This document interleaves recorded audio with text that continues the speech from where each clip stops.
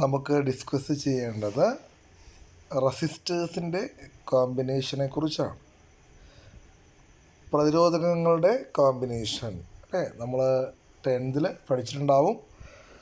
റെസിസ്റ്റേഴ്സിനെ നമുക്ക് രണ്ട് രീതിയിൽ കമ്പൈൻ ചെയ്യാൻ പറ്റും. ഒന്ന് സീരീസ് കോമ്പിനേഷൻ അല്ലെ, ശ്രേണീയ രീതി. രണ്ടാമത്തത് പാരലൽ കോമ്പിനേഷൻ അല്ലെ, സമാന്തരമായിട്ട് ഘടിപ്പിക്കുക. അപ്പോൾ നിങ്ങൾ പഠിച്ചിട്ടുള്ള ടോപ്പിക്ക് തന്നെയാണ് നമ്മൾ ഡിസ്കസ് ചെയ്യുന്നത്. ഒന്നാമത്തെ ടോപ്പിക്കിലേക്ക് വരാം, സീരീസ് കോമ്പിനേഷൻ. റെസിസ്റ്റൻസിൻ്റെ സിമ്പൽ നിങ്ങൾക്കറിയാമല്ലോ അല്ലേ. പ്രധാനമായിട്ടും നമ്മൾ 3 റെസിസ്റ്ററുകളുടെ കോമ്പിനേഷനാണ് സാധാരണ എല്ലാവരും പഠിപ്പിക്കാറുള്ളത്. അപ്പോൾ അതുപോലെ ഞാനും 3 റെസിസ്റ്ററുകൾ എടുത്തിട്ടുണ്ട്, R1, R2, R3. അതിനെ സീരീസായി കണക്ട് ചെയ്തു. അതിൻ്റെ എൻഡുകൾക്കിടയിലൊരു പൊട്ടൻഷ്യൽ വ്യത്യാസം, ഒരു വോൾട്ടേജ് കൊടുത്തിട്ടുണ്ട്. പോസിറ്റീവ് എന്ന നെഗറ്റീവിലേക്ക് കറണ്ട് ഒഴുകും. ഫിസിക്സിൽ ഈ സീരീസ് കോമ്പിനേഷന് ഒരു പ്രത്യേകതയുണ്ട്. ആ ഓരോ റെസിസ്റ്ററിലൂടെയും ഒഴുകുന്ന കറണ്ടിൻ്റെ വാല്യൂ സെയിം ആയിരിക്കും. എന്നാൽ ആ ഓരോ റെസിസ്റ്ററിനും ഇടയിലുള്ള വോൾട്ടേജ് അളന്നാൽ, പൊട്ടൻഷ്യൽ ഡിഫറൻസ് അളന്നാൽ അത് ഡിഫറൻറ്റ് ആയിരിക്കും. ഓക്കെ, അപ്പോൾ നമ്മൾ ഏറ്റവും ബേസിക്കായിട്ട് മനസ്സിലാക്കേണ്ട ഒരു കൺസെപ്റ്റാണ് സീരീസ് കോമ്പിനേഷനിൽ എന്താണ്, current through each resistor is same. ഓരോ റെസിസ്റ്ററിലൂടെയും ഒഴുകുന്ന കറണ്ട് സെയിം ആയിരിക്കും. എന്നാൽ ഓരോ റെസിസ്റ്ററിനും അക്രോസ് ആയിട്ടുള്ള പൊട്ടൻഷ്യൽ ഡിഫറൻസ് ഡിഫറൻ്റ് ആയിരിക്കും. The potential difference across each resistor is different. അപ്പോൾ നമ്മൾ എന്താണ് ചെയ്യേണ്ടത്, ഇങ്ങനെ തന്നെ പഠിച്ചു വയ്ക്കുക. ആരാണോ ഡിഫറൻ്റ് ആകുന്നത് അയാളെ കണ്ടെത്തുക. ആരാ ഡിഫറൻ്റ് ആയത്? Potential difference. പൊട്ടൻഷ്യൽ ഡിഫറൻസ് കണ്ടെത്താൻ നമ്മൾ പഠിച്ചിരിക്കുന്ന ഏറ്റവും എളുപ്പമുള്ള റിലേഷൻ ആരാണ്? ഓംസ് ലോ അല്ലേ. Potential difference V = I × R. അപ്പോൾ നമുക്ക് എഴുതാം, according to Ohm's law V = I × R. അങ്ങനെയാണെങ്കിൽ അതിൽ ഓരോ റെസിസ്റ്ററിനെയും അക്രോസ് ആയിട്ടുള്ള വോൾട്ടേജ് കണ്ടെത്താം. V1 കറണ്ട് I ആണല്ലോ, അപ്പോൾ V1 = IR1. ഓരോന്നിലൂടെയും എല്ലാ റെസിസ്റ്ററിലൂടെ ഒഴുകുന്ന കറണ്ട് I തന്നെയാണ്. അപ്പോൾ V1 എത്ര കിട്ടി? IR1. അപ്പോൾ V2 എത്രയായിരിക്കും? I × R2. V3 എത്രയായിരിക്കും? I × R3. അപ്പോൾ നമുക്ക് കിട്ടി V1, V2, V3. നമ്മൾ കൊടുത്ത പൊട്ടൻഷ്യൽ ഡിഫറൻസ് V എന്ന് പറയുന്നതാണ് V1, V2, V3യുമായി സ്പ്ലിറ്റ് ചെയ്തത്. നമുക്ക് പറയാം, but V = V1 + V2 + V3. നമുക്കതിൻ്റെ വാല്യൂസ് കൊടുക്കാം. IR = IR1 + IR2 + IR3. Okay, അപ്പോൾ റൈറ്റ് സൈഡിലുള്ള ഒരു I കോമൺ ആക്കി എടുത്താൽ അത് ലെഫ്റ്റ് സൈഡിലെ Iയുമായിട്ട് കമ്പയർ ചെയ്ത് ക്യാൻസൽ ചെയ്ത് പോകും. ബാക്കിയുള്ളത് എത്രയാണ്? R = R1 + R2 + R3. മനസ്സിലായോ? അപ്പോൾ എന്താണ് സീരീസ് കോമ്പിനേഷൻ്റെ പ്രത്യേകത? സീരീസ് കോമ്പിനേഷനിൽ എഫക്റ്റീവ് റെസിസ്റ്റൻസ്, സഫല പ്രതിരോധം കണ്ടെത്താൻ എന്ത് ചെയ്യുക? ആ ഇൻഡിവിജ്വൽ റെസിസ്റ്റൻസുകളെല്ലാം എഴുതി കൂട്ടുക. ഓക്കെ, R എന്ന് പറയുന്നത് R1 + R2 + R3 + എക്സെട്ര എന്ന് നമുക്ക് കിട്ടും. അപ്പോൾ പ്രോബ്ലം പാർട്ട് വരുമ്പോൾ ഓർത്തിരിക്കുക അല്ലേ, എന്താണ് സീരീസ് കോമ്പിനേഷനിൽ എന്താണ് പ്രത്യേകത? എഫക്റ്റീവ് റെസിസ്റ്റൻസ് എന്ന് പറയുന്നത് R1 + R2 + R3 എന്ന് നമുക്ക് കിട്ടും. നമ്മൾ സീരീസ് കോമ്പിനേഷൻ നേരത്തെ കപ്പാസിറ്ററിൽ പഠിച്ചിട്ടുണ്ട്, പക്ഷേ അവിടെ 1/C = 1/C1 + 1/C2 + 1/C3 എന്നാണ് കിട്ടിയത്. ഓക്കെ, പാരലൽ കോമ്പിനേഷനിൽ C = C1 + C2 + C3 എന്ന് കിട്ടി. ഇവിടെ ആ ഉത്തരമാണ് സീരീസ് കോമ്പിനേഷൻ കിട്ടുന്നത്. R = R1 + R2 + R3. Okay, അപ്പോൾ ഇതിൽ ഏറ്റവും ഇമ്പോർട്ടൻ്റ്, ഏറ്റവും ബേസിക് ആയിട്ട് നിങ്ങൾ പഠിച്ചു വയ്ക്കേണ്ടത് സീരീസ് കോമ്പിനേഷനിൽ എപ്പോഴും കറണ്ട് സെയിം ആയിരിക്കും. കപ്പാസിറ്ററിൽ നമ്മൾ പഠിച്ചത് ചാർജ് സെയിം ആയിരിക്കുമെന്നാണ്. അപ്പോൾ എന്താണ് കറണ്ട് അല്ലെങ്കിൽ ചാർജ് സെയിം ആയിരിക്കും. കറണ്ട് ഇലക്ട്രിസിറ്റിയിൽ റെസിസ്റ്റേഴ്സിൽ കറണ്ടിനാണ് പ്രാധാന്യം, കറണ്ട് സെയിം ആയിരിക്കും. എന്നാൽ ഓരോന്നിനും അക്രോസ് ആയിട്ടുള്ള പൊട്ടൻഷ്യൽ വ്യത്യാസം ഡിഫറൻ്റ് ആയിരിക്കും. ആരാണോ ഡിഫറൻ്റ് ആകുന്നത് അയാളെ കണ്ടെത്തുക. നമുക്ക് ഫൈനൽ ആൻസർ കിട്ടും. R = R1 + R2 + R3. അടുത്തത് നമുക്ക് പഠിക്കേണ്ടത് പാരലൽ കോമ്പിനേഷൻ. റെസിസ്റ്റേഴ്സിനെ നമുക്ക് സമാന്തരമായി കണക്ട് ചെയ്യാം, കമ്പൈൻ ചെയ്യാം. നമ്മൾ നേരത്തെ പോലെ 3 റെസിസ്റ്റൻസ് എടുത്തു. ആരൊക്കെയാണ്? R1, R2 R3 അവ ഇങ്ങനെ പാരലായിട്ട് ഒന്നിന് താഴെയായിട്ട് നമ്മൾ എന്ത് ചെയ്തു, കണക്ട് ചെയ്തു. അവയ്ക്കിടയിൽ ഞാനൊരു പൊട്ടൻഷ്യൽ ഡിഫറൻസ് കൊടുത്തു, ഒരു സെല്ല് കണക്ട് ചെയ്തു. ആ സെല്ലുണ്ടാക്കിയ പൊട്ടൻഷ്യൽ വ്യത്യാസമാണ് വി. പോസിറ്റീവിൽ നിന്നും നെഗറ്റീവിലേക്ക് കറണ്ട് ഒഴുകി, ആ കറണ്ടാണ് ഐ. ഓക്കെ, പക്ഷേ കണ്ടോ, R1 ഒഴുകുന്ന കറണ്ട് ഞാൻ I1 എന്നും, R2 ഒഴുകുന്ന കറണ്ട് I2 എന്നും, R3 ഒഴുകുന്ന കറണ്ട് ഞാൻ I3 എന്നുമാണ് റെപ്രസെൻ്റ് ചെയ്തിരിക്കുന്നത്. അതായത് പാരലൽ കോമ്പിനേഷൻ്റെ ബേസിക് പ്രിൻസിപ്പിൾ പറയുന്നത്, ഓക്കെ, നമ്മൾ ഓരോ റെസിസ്റ്ററിനും അക്രോസ് ആയിട്ടുള്ള വോൾട്ടേജ് അളക്കുക. നമ്മൾ വോൾട്ടേജ് അളക്കാൻ വയ്ക്കുന്ന വോൾട്ട്മീറ്റർ എവിടെ വെച്ചാലും എപ്പോഴും ആ സെല്ലിൻ്റെ പോസിറ്റീവിൻ്റെയും നെഗറ്റീവിൻ്റെയും എൻഡുകൾക്കിടയിൽ വെക്കുന്നതിന് തുല്യമാണ്. അതുകൊണ്ട് ഏത് റെസിസ്റ്ററിന് അക്രോസ് ആയിട്ടുള്ള വോൾട്ടേജ് അളന്നാലും പൊട്ടൻഷ്യൽ ഡിഫറൻസ് അളന്നാലും അത് സെയിം ആയിരിക്കും. The potential difference across each resistor is same. എന്നാൽ ഓരോന്നിലൂടെയും ഒഴുകുന്ന കറണ്ട് ഡിഫറൻ്റ് ആകും. അതാണ് നമ്മൾ I1ഉം I2ഉം I3യും എന്ന് റെപ്രസെൻ്റ് ചെയ്തിരിക്കുന്നത്. The current through each resistor is different. Okay, the current through each resistor is different. അപ്പോൾ എന്താണ് പാരലൽ കോമ്പിനേഷൻ്റെ ബേസിക് പ്രിൻസിപ്പിൾ? പാരലൽ കോമ്പിനേഷനിൽ the potential difference across each resistor is same, but the current through each resistor is different. നേരത്തെ പറഞ്ഞ അതേപോലെ ആരാണോ different ആകുന്നത് അയാളെ കണ്ടെത്തുക. ഇവിടെ ആരാണ് ഡിഫറൻ്റ് ആയത്? കറണ്ട്. അല്ലെ, കറണ്ട് കണ്ടെത്താനുള്ള എളുപ്പ വഴി എന്ന് പറയുന്നത് ഓംസ് ലോ വെച്ചിട്ട് നമ്മൾ ചെയ്യുക. അപ്പോൾ സീരീസിലും പാരലലും എല്ലാം ഓംസ് ലോ ആണ് അപ്ലൈ ചെയ്യേണ്ടത്. എന്താണ് Ohm's law? V is equal to I into R. അപ്പോൾ I കണ്ടെത്താമല്ലോ, I is equal to V by R. അങ്ങനെയാണെങ്കിൽ I1 എത്രയായിരിക്കും? V by R1. I2 എത്ര? V by R2. I3 എത്ര? V by R3. പക്ഷേ ടോട്ടൽ കറണ്ട് I എന്ന് പറയുന്നതാണ് I1ഉം I2ഉം I3യുമായി split ചെയ്തത്. ഇവിടെ I is equal to I1 plus I2 plus I3. അതിൽ ഓരോന്നിൻ്റെയും വാല്യൂ നമ്മൾ സബ്സ്റ്റിറ്റ്യൂട്ട് ചെയ്യുക. V by R is equal to, അല്ലേ, I എന്ന് പറയുന്നത് V by R ആണ്. V by R is equal to V by R1 plus V by R2 plus V by R3 എന്ന് എഴുതാം. റൈറ്റ് സൈഡിൽ ഒരു V കോമൺ ആക്കി എടുക്കുക. അത് ലെഫ്റ്റ് സൈഡിലെ Vയുമായിട്ട് എന്ത് ചെയ്യും? ക്യാൻസൽ ചെയ്ത് കളയാം. ബാക്കിയുള്ളത് 1 by R is equal to 1 by R1 plus 1 by R2 plus 1 by R3. അപ്പോൾ എന്താണ് പ്രത്യേകത? പാരലൽ കോമ്പിനേഷനിൽ നമുക്ക് കിട്ടുന്നത് എഫക്റ്റീവ് റെസിസ്റ്റൻസിൻ്റെ റെസിപ്രോക്കലാണ്. 1 by R ആണ് കിട്ടുന്നത്. ആ 1 by R കിട്ടാൻ ബാക്കിയുള്ള ഇൻഡിവിജ്വൽ റെസിസ്റ്റൻസിൻ്റെ റെസിപ്രോക്കൽസിൻ്റെ സം എടുക്കുക. 1 by R1 plus 1 by R2 plus 1 by R3 എന്നെടുക്കുക. അപ്പോൾ ഇതാണ് റെസിസ്റ്റേഴ്സിൻ്റെ പാരലൽ കോമ്പിനേഷൻ. അടുത്തതായി നമുക്ക് ഡിസ്കസ് ചെയ്യേണ്ടത് സെല്ലുകളെ കുറിച്ചാണ്, അല്ലേ? നിങ്ങൾ വോൾട്ടേജ് സെല്ലുകളെ കുറിച്ചൊക്കെ പഠിച്ചിട്ടുണ്ട്. അപ്പോൾ എന്താണ് സെല്ല്, എന്താണ് സെല്ലിൻ്റെ ജോലി എന്ന് നമുക്ക് സെല്ലിൻ്റെ ഡെഫിനിഷൻ കൊടുക്കാം. എന്താണ് സെല്ല്? ഒരു സർക്യൂട്ടിലൂടെ തുടർച്ചയായി കറണ്ട് ഒഴുകുന്നതിന് എന്ത് ചെയ്യണം? ഒരു പൊട്ടൻഷ്യൽ വ്യത്യാസം കൊടുക്കണം. ആ പൊട്ടൻഷ്യൽ വ്യത്യാസം കൊടുക്കുന്ന ഡിവൈസിനെയാണ് നമ്മൾ എന്ത് വിളിക്കുന്നത്? സെൽ എന്ന് വിളിക്കുന്നത്. അപ്പോൾ എന്താണ് cell? It is a device which provides a potential difference to an electric circuit to maintain continuous flow of current in it. ഒരു സർക്യൂട്ടിലൂടെ കണ്ടിന്യൂസ് ആയിട്ട് കറണ്ട് ഫ്ലോ ചെയ്യുന്നതിന് എന്ത് ചെയ്യണം? ആ സർക്യൂട്ടിൽ ഒരു പൊട്ടൻഷ്യൽ വ്യത്യാസം ഉണ്ടാക്കണം. ആ പൊട്ടൻഷ്യൽ വ്യത്യാസമുണ്ടാക്കാനുള്ള ഡിവൈസിനെയാണ് നമ്മളൊരു സെല്ലെന്ന് വിളിക്കുന്നത്. സെല്ലിൻ്റെ സിമ്പിൾസൊക്കെ നമുക്കറിയാം. ഞാൻ സിമ്പിൾ വരച്ചിട്ടുണ്ട്.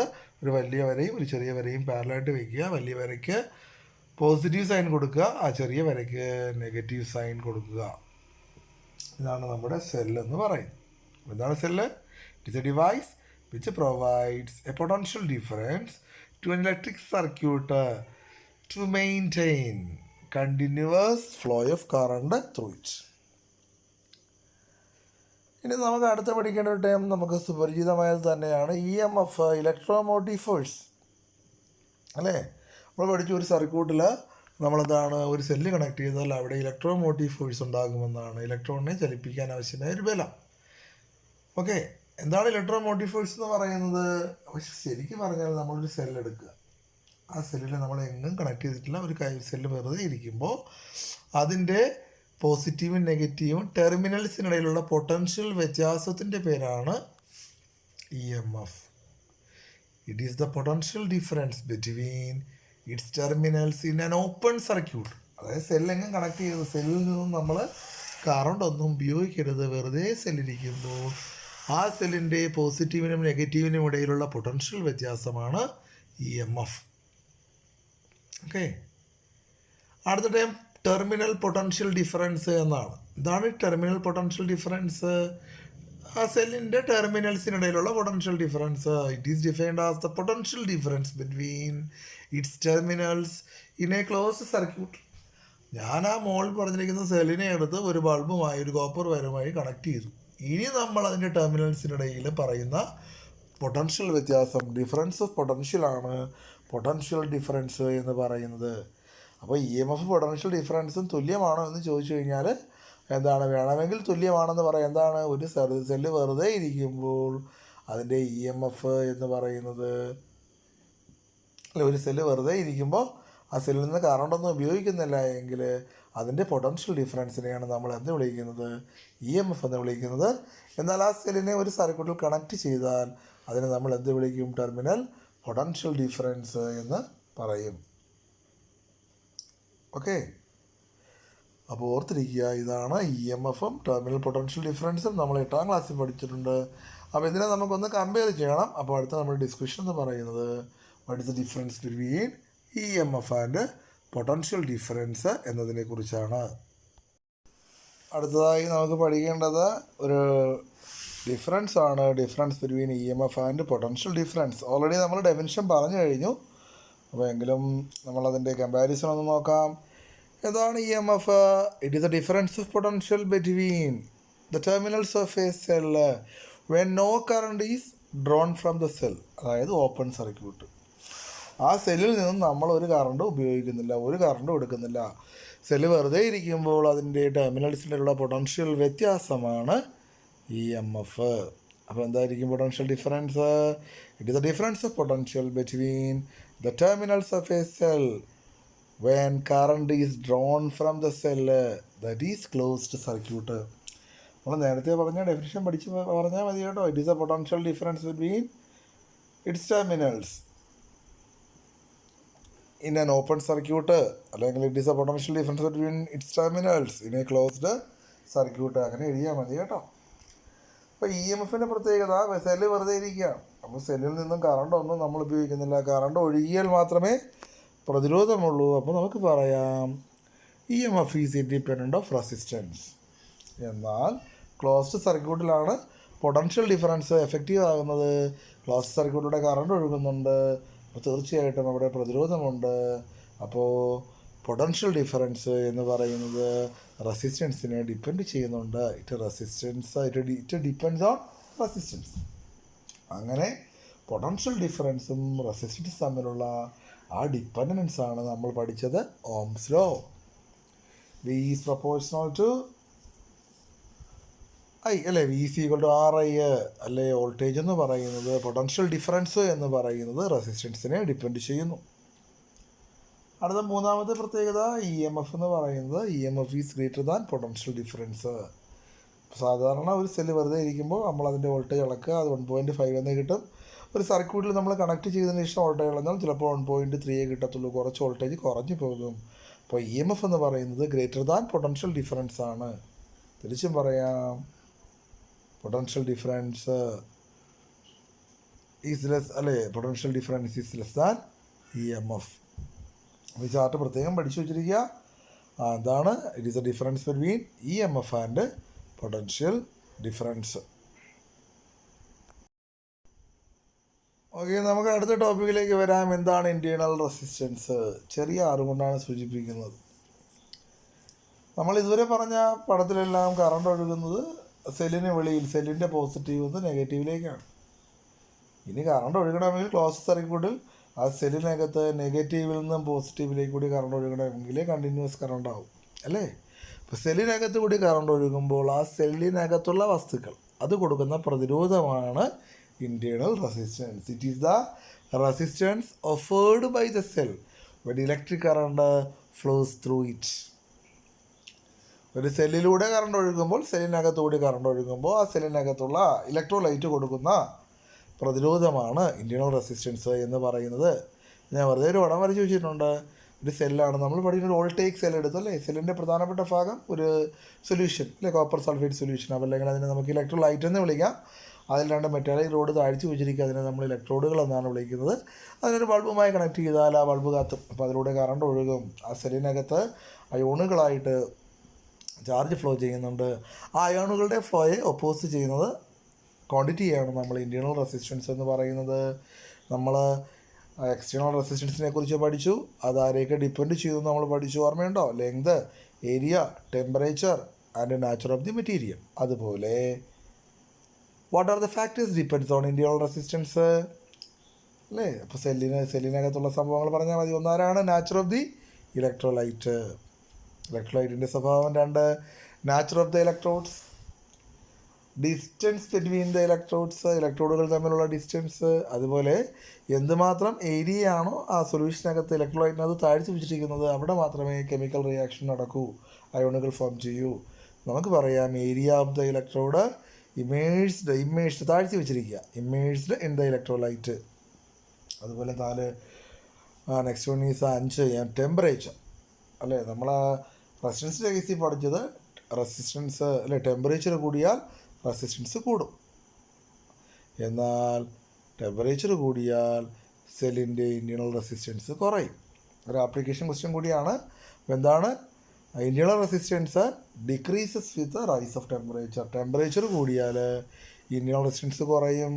അതുകൊണ്ടാണ് എന്താണ് ചില്ലി ഡേ അല്ലെങ്കിൽ വാം ഡേ അല്ലെ, ചൂടുള്ള ദിവസങ്ങളിൽ കാറിൻ്റെ എഞ്ചിൻ സ്റ്റാർട്ടാക്കാൻ എളുപ്പമാണ്. എന്നാൽ തണുപ്പുള്ള ദിവസങ്ങളിൽ ടെമ്പറേച്ചർ കുറവാണ്, സെല്ലിൻ്റെ ഇൻറ്റേർണൽ റെസിസ്റ്റൻസ് കൂടുതലായിരിക്കും. അപ്പോൾ വളരെ പെട്ടെന്ന് കാറ് എന്ത് ചെയ്യാൻ പറ്റത്തില്ല, സ്റ്റാർട്ട് ചെയ്യാൻ പറ്റത്തില്ല. ആപ്ലിക്കേഷൻ നമുക്ക് ഡിസ്കസ് ചെയ്യാം. ഞാൻ പറഞ്ഞതേ ഉള്ളൂ. 4 ഇൻറ്റേർണൽ റെസിസ്റ്റൻസ് എഫക്റ്റീവ് ആകുന്നത് എപ്പോഴാണ്? സെല്ലിനെ നമ്മളൊരു സർക്യൂട്ടിൽ കണക്ട് ചെയ്യുമ്പോൾ ആണ് ശരിക്കും കറണ്ട് ഒഴുകുന്നത്. അല്ലാതെ വെറുതെ സെല്ലിരിക്കുമ്പോൾ കറണ്ട് ഒഴുകുമ്പോഴാണ് പ്രതിരോധം പറയുന്നത്. അപ്പോൾ തീർച്ചയായിട്ടും ഒരു സെല്ലിന് വെളിയിൽ നമ്മൾ കണക്ട് ചെയ്യുന്ന ബൾബ് അല്ലെങ്കിൽ ഒരു റെസിസ്റ്റർ, നമ്മൾ കണക്ട് ചെയ്യുന്ന പ്രതിരോധം, എക്സ്റ്റേണൽ റെസിസ്റ്ററിനെയും ആ റെസിസ്റ്റൻസിൻ്റെ വിലയെയും ആര് ഡിപ്പെൻഡ് ചെയ്യുന്നുണ്ട്? ഇൻറ്റേർണൽ റെസിസ്റ്റൻസ് ഡിപ്പെൻഡ് ചെയ്യുന്നുണ്ട്. ലാസ്റ്റ് വാല്യൂ എന്ന് പറയുന്നത് the external resistor connected to it. മനസ്സിലായോ? അപ്പോൾ എന്തായിരുന്നു internal resistance? It is the resistance offered by the cell when electric current passes through it. Internal resistance ആരെയൊക്കെ ഡിപ്പെൻഡ് ചെയ്യുന്നു? Nature of the electrolyte, nature of the electrodes, distance between the electrodes, area of the electrode immersed in the electrolyte.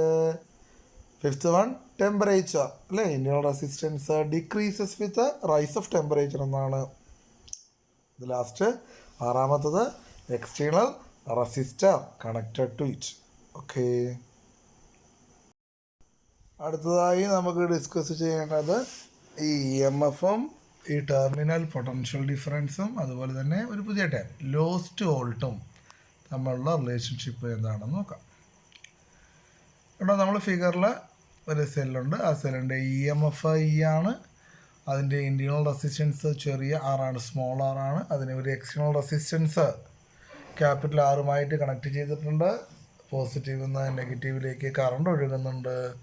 ആ കറണ്ടാണ് I.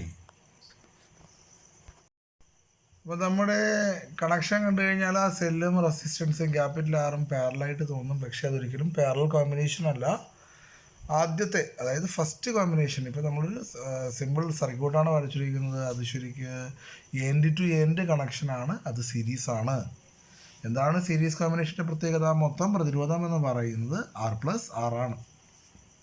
Okay, നമുക്ക് ആ സർക്യൂട്ടിലെ current കണ്ടെത്താം. എത്രയാണ് കറണ്ടിൻ്റെ circuit? Ohm's law പറയുന്നത് EMF ബൈ ടോട്ടൽ റെസിസ്റ്റൻസ്. അപ്പോൾ I is equal to E/R+R എന്ന് എഴുതാം. ക്രോസ് മൾട്ടിപ്ലൈ ചെയ്യുക. E is equal to I into R+R. Expand ചെയ്യുക. E is equal to IR+I into small r. E is equal to ഈ I into capital R എന്ന് പറയുന്നതാണ് terminal potential difference. സെല്ലിന് വെളിയിലുള്ള potential difference I into R. ആ സെല്ലിനകത്തു കൂടി ഒഴുകുന്ന current I ആണ്. സെല്ലിൻ്റെ അകത്തെ പ്രതിരോധമാണ് ഞാൻ ആറെന്ന് കൊടുത്തിരിക്കുന്നത്. അപ്പോൾ അതാണ് ഐ ഇൻറ്റു ആറ്. ആ സെല്ലിനകത്തുണ്ടാകുന്ന വോൾട്ടേജ് നമുക്ക് മെഷർ ചെയ്യാൻ പറ്റില്ല. അതുകൊണ്ടാണ് ആ വോൾട്ടേജിനെ നമുക്ക് നഷ്ടപ്പെട്ടു പോകുന്ന വോൾട്ടേജ് അല്ലെങ്കിൽ ലോസ്റ്റ് വോൾട്ട് എന്ന് വിളിക്കുന്നത്. മനസ്സിലായോ? അപ്പോൾ എന്താണ് ഇ എം എഫും പൊട്ടൻഷ്യൽ ഡിഫറൻസും ലോസ്റ്റ് വോൾട്ടും? ഇ എം എഫ് എന്ന് പറയുന്നത് ആ സെല്ലിന് വെളിയിലുള്ളത് പോസിറ്റീവ് മുതൽ നെഗറ്റീവ് വരെയുള്ള ടെർമിനൽ പൊട്ടൻഷ്യൽ ഡിഫറൻസ് പ്ലസ് സെല്ലിനകത്തുണ്ടാകുന്ന ഐ ഇൻറ്റു ആറ് ലോസ്റ്റ് വോൾട്ടാണ്. അപ്പോൾ E M F is equal to terminal potential difference plus lost volt എന്നാണ്. അപ്പോൾ എന്താണ് ലോസ്റ്റ് വോൾട്ട് എന്ന് നോക്കാം. നമുക്ക് കിട്ടിയ ഇക്വേഷൻ ഇ എന്ന് പറയുന്നത് വി പ്ലസ് ഐ ആർ ആണ്. അപ്പോൾ വി കണ്ടെത്താം. വി എത്രയാ? E minus I R. E M എഫിൽ നിന്നും ഐ ആർ കുറയ്ക്കുന്നതാണ് പുറത്ത് കിട്ടുന്ന വോൾട്ടേജ്. അതുകൊണ്ടാണ് ഒരു സെല്ല് വെറുതെ എടുത്ത് വോൾട്ടേജ് അളക്കുമ്പോൾ 1.5 എന്ന് കിട്ടി. എന്നാൽ സർക്യൂട്ടിൽ കണക്ട് ചെയ്തിട്ട് അളന്നു കഴിഞ്ഞാൽ 1.3 കാണും, 0.2 വോൾട്ടേജ് കാണില്ല. ആ 0.2 വോൾട്ടേജ് എവിടെയായിരിക്കും? ആ സെല്ലിനകത്തായിട്ട് ഉള്ള വോൾട്ടേജാണ്. അത് നമുക്ക് മെഷർ ചെയ്യാൻ പറ്റില്ല. ആ വോൾട്ടേജിനെ വിളിക്കുന്ന പേരാണ് ലോസ്റ്റ് വോൾട്ട്. അപ്പോൾ എന്താണ് condition? The potential difference is always less than the E M F of a cell. Because എന്തുകൊണ്ടെന്നാൽ there is a voltage drop. ഒരു വോൾട്ടേജ് നഷ്ടമുണ്ടാകുന്നു across the internal resistance of the cell. ആ സെല്ലിൻ്റെ internal resistance across ആയിട്ട് I into R എന്ന് പറയുന്ന ഒരു voltage നഷ്ടമുണ്ടാകുന്നു. This internal voltage drop is called lost volt. അങ്ങനെ സെല്ലിന് അക്രോസ് ആയിട്ട് സെല്ലിനകത്ത് നഷ്ടപ്പെടുന്ന ആ വോൾട്ടേജിനെയാണ് നമ്മൾ ലോസ്റ്റ് വോൾട്ട് എന്ന് പറയുന്നത്. അപ്പോൾ സെല്ലിൻ്റെ മൊത്തം ഇ എം എഫ് ഇ എന്ന് പറയുന്നത് വെളിയിലുള്ള I into capital R terminal potential difference plus സെല്ലിനകത്തുണ്ടാകുന്ന I into small R lost volt എന്നാണ്. അപ്പോൾ ഇതാണ് ലോസ്റ്റ് വോൾട്ട് എന്ന് പറയുന്ന കൺസെപ്റ്റ്. അപ്പോൾ നിങ്ങൾ ഈ ക്ലാസ് വളരെ ശ്രദ്ധാപൂർവം കാണുക. ഓക്കെ, ഞാൻ പറഞ്ഞ കാര്യങ്ങളെല്ലാം നിങ്ങൾ ശ്രദ്ധിച്ച് കേൾക്കുക. എന്തെങ്കിലും ഡൗട്ട് ഉണ്ടെങ്കിൽ അതെന്നെ അറിയിക്കുക, ചോദിക്കുക. സ്പീഡ് കൂടുകയോ എന്തെങ്കിലും എവിടെയെങ്കിലും നിങ്ങൾക്ക് ഡൗട്ട് ഉണ്ടാകുന്ന ടോപ്പിക്ക് വരികയാണെങ്കിൽ നിങ്ങൾ എൻ്റെ അടുത്ത് ചോദിക്കുക. പേഴ്സണലായിട്ടോ ഗ്രൂപ്പിലോ ചോദിക്കുക. തീർച്ചയായിട്ടും നമുക്ക് ഡൗട്ട് ക്ലിയർ ചെയ്യാം. നിങ്ങൾക്കിത് മനസ്സിലാവും എന്ന് പ്രതീക്ഷിച്ചുകൊണ്ട് തൽക്കാലം ഇന്നത്തെ ക്ലാസ് ഞാൻ ഇവിടെ അവസാനിപ്പിക്കുന്നു. Okay, by.